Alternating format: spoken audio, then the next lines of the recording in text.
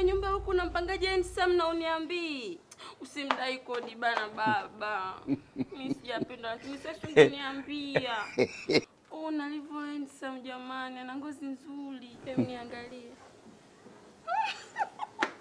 Baba nyewe kijana ni handsome. Mbona hata wewe mwenyewe una grow tu? Unatumia mafuta gani?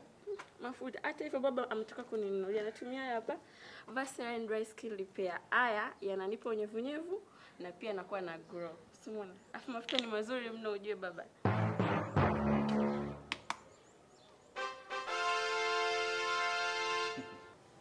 Kijana, vipi? Kodi yangu unaipata lini? Kodi?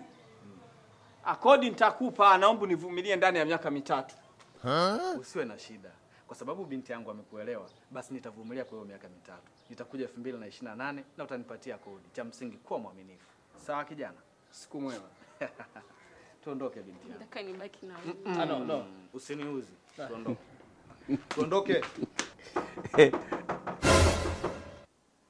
Nani? Baba mwenye nyumba. Nakuja. Nimefuata kodi yangu. Nilikuwa naomba nivumilie ndani ya miaka 3 nitakupa. Unasema nini? Nimeoteshwa, umekubali, umekuja na binti yako hapa kawa ananisifia ukaniambia sawa umekubali mpaka 2028 niwe nimekupa. Wewe, mbona upumbavu? Nataka kodi yangu bwana.